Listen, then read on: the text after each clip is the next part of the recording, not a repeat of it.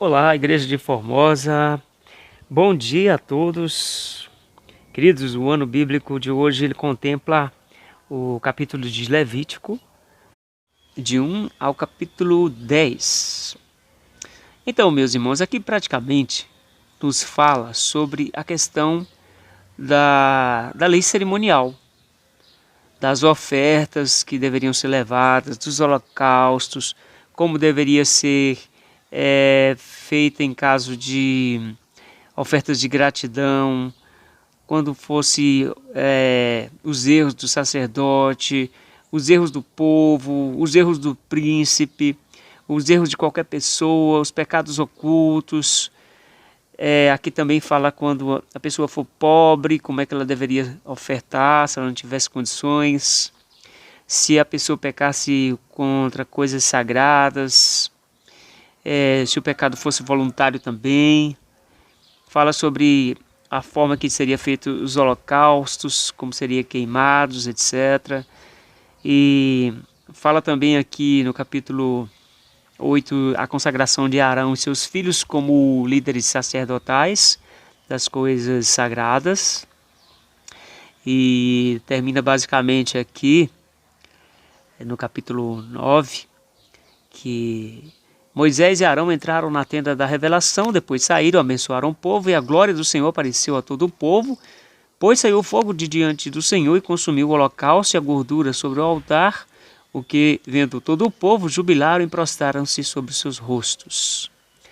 Então, irmãos, aqui foi designada a Moisés ali dirigir todo aquele serviço, melhor, primeiro fizeram ali o tabernáculo, etc., e vieram aqui as prescrições quanto a essas ofertas. Algumas coisas que a gente tem que destacar aqui, eu posso destacar a questão Levítico 2:3, que diz que todas as suas ofertas de cereais temperarás com sal, não deixarás faltar a elas o sal do pacto de Deus em todas as tuas ofertas. Aqui lembra quando Jesus disse que nós somos o sal da terra. Deve ter alguma coisa nesse sentido, né? Temos também aqui a prescrição contra o uso do sangue e da gordura. Levítico 3,17 diz: estatuto perpétuo pelas vossas gerações, em todas as vossas habitações será isto, nenhuma gordura nem sangue algum comereis. Não podemos aqui deixar de lembrar, irmãos, a questão dos testemunhos de Jeová, que eles pegam este e alguns outros textos e interpretam como se você hoje não pudesse fazer transfusão de sangue. Então a Bíblia diz aqui para não comer como alimento o sangue, que realmente é um transmissor de doenças e etc, e tem um símbolo espiritual. Mas a questão de salvar a vida é uma extensão que não está na lógica de Deus. E os testemunhos de Jeová usam esse tipo de prescrição. Mas hoje eles abriram bastante nesse sentido e já têm aceitado, como se diz, porções, entre aspas, de sangue. Bom, irmão, a gente pode, na verdade, tratando sobre essa questão aqui do santuário, trazer à lembrança alguns ensinamentos sobre o assunto. Então, o tabernáculo, primeiro ele foi construído ali no deserto, de forma móvel, porque eles estavam andando no deserto, e Deus deu a Moisés ali toda a forma de construir, conforme o modelo, porque era um modelo segundo as coisas celestiais, né? Ele era desmontável e era pequeno. Na verdade, ele tinha mais ou menos ali 20 metros de comprimento, 6 de largura e altura. Mas era uma estrutura muito bonita. O edifício ele era dividido em 2 compartimentos. Tinha uma linda cortina, um véu que era suspenso em cima, que era o véu que separava o santo dos santos dos santos. Então esse tabernáculo, a tenda sagrada no caso ali, ficava rodeada pelo pátio. O pátio ele é rodeado de cortinas de linho fino, suspenso em colunas de cobre. Então era como se fosse um lote. Pensa num lote de uma casa, só que ali rodeado por colunas e acortinado ali nessas colunas. Então eles desmontavam e andavam com esse pátio de tempo em tempo. Então no pátio achava-se ali o altar de cobre, para as ofertas queimadas ou os holocaustos. Então havia ali tipo como se diz, um local onde se queimava as ofertas. E depois, antes de entrar ali no tabernáculo em si, na porta do tabernáculo, tinha uma pia feita de cobre também.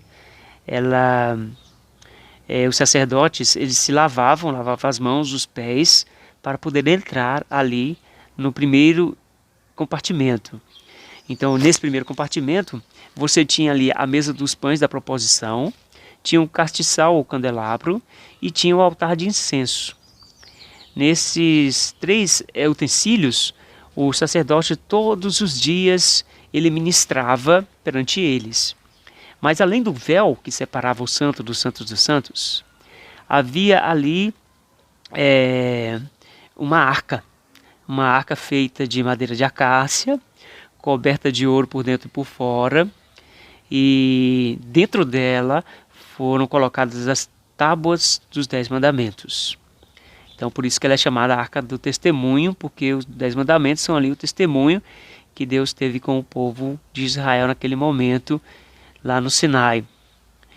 Quanto às questões do templo ainda, podemos ver que foram dadas prescrições como seria as vestes do sumo sacerdote.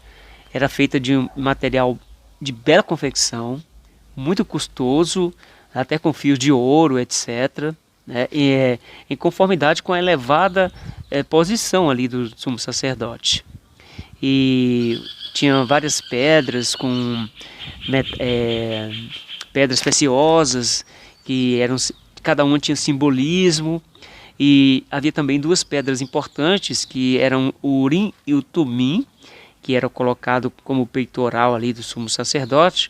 E essas pedras, elas emitiam brilho, ou então um sinal ali de desaprovação. A da direita normalmente tinha um brilho que manifestava aprovação, e a da esquerda tinha como se fosse não era um brilho, é o contrário do brilho, que manifestava a desaprovação de Deus. Então, tanto o santuário em si como os sacerdotes, eles serviam de exemplar das sombras de coisas celestiais. Então, irmãos, o ministério do santuário ele consistia em 2 partes. Sabemos que uma parte era diária e a outra era a anual. O cerimonial diário era feito no altar de holocaustos, no pátio do tabernáculo e no lugar santo. Mas o ritual anual era feito no lugar santíssimo, uma vez por ano somente. Sabemos que nenhum olho mortal, a não ser o sumo sacerdote, podia ver o compartimento interno do santuário, né? A parte lá depois do véu. Só uma vez por ano ele podia entrar ali, e depois de uma muito cuidadosa e solene preparação, com temor, ele entrava perante Deus, e o povo lá fora ficava em silêncio, em oração, em jejum, aguardando a sua volta. E diariamente, irmãos, no culto cotidiano, tínhamos ali o holocausto da manhã e da tarde, e a oferta de incenso suave no altar, e ofertas especiais individuais também.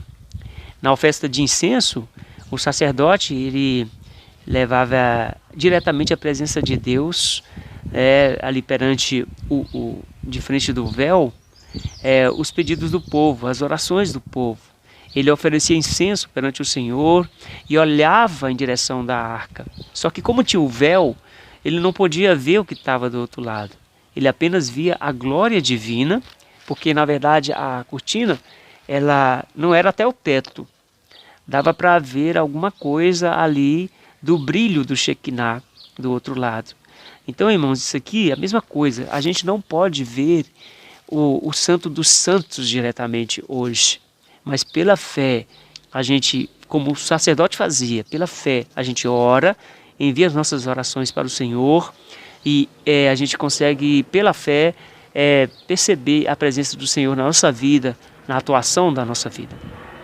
Havia também ali a questão dos pães da proposição, que significam o cuidado de Deus, o pão da vida, é o nosso Senhor para a nossa vida.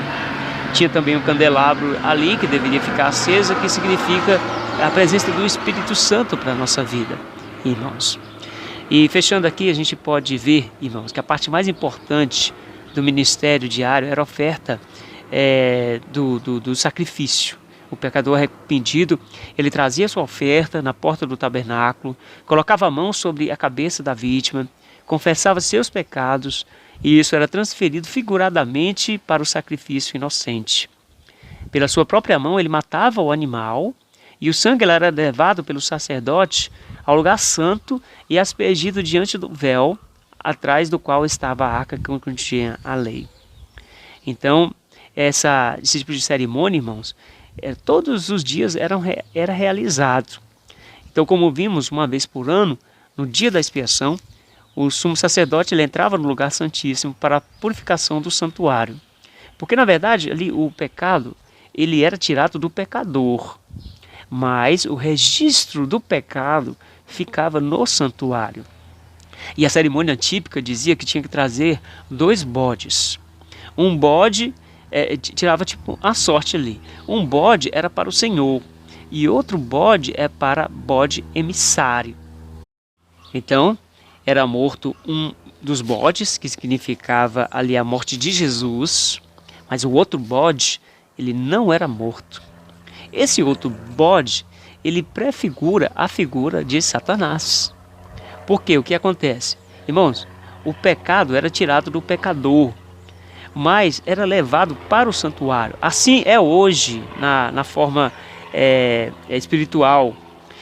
Nosso pecado confessado através de Cristo, que é aquele bode que foi morto, ele é levado para o santuário celestial, mas está lá no santuário celestial até o julgamento final, quando vai ser tirado de lá. Então, quando Jesus, nosso sumo sacerdote, sair de lá, então, todos aqueles pecados, os registros dos pecados, eles vão ser extirpados do universo juntamente com aquele que originou os pecados, Satanás, que significa esse outro bode, o bode Azazel ou o bode emissário.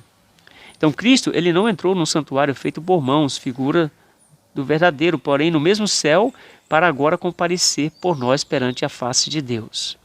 Então o que acontece? O sangue de Cristo, ao mesmo tempo que livra da condenação da lei o pecador arrependido, ele não cancela o pecado. Então veja só, irmãos, o sangue de Cristo livra o pecador, mas não cancela ainda o pecado, porque o pecado em si está registrado no santuário até a expiação final. Assim, no cerimonial típico, o sangue da oferta pelo pecado remove do penitente o pecado, mas este pecado continua lá no santuário até o dia da expiação. Então, nós estamos livres do pecado, só que o registro do pecado ainda está no Santo dos Santos. Então, é preciso tirar ele de lá. Então, assim como na expiação final, os pecados dos verdadeiros arrependidos, eles serão apagados do registro do céu para não mais serem lembrados, nem virem à mente. Assim, no serviço era feito lá no deserto. Então, visto que Satanás é o originador do pecado, o instigador direto de todos os pecados que ocasionaram a morte do Filho de Deus, exige a justiça que Satanás sofra a punição final. Então, esse cerimonial mostra isso, que Jesus está lá no Santo dos Santos agora, e um dia ele vai sair, quando ele sair de lá, todos esses pecados, no finalmente das contas, né, serão destruídos, aniquilados juntamente com o originador dos pecados. Por isso que nós temos que ter essa certeza que temos um advogado no céu que intercede perante nós. Então não tema, meu irmão.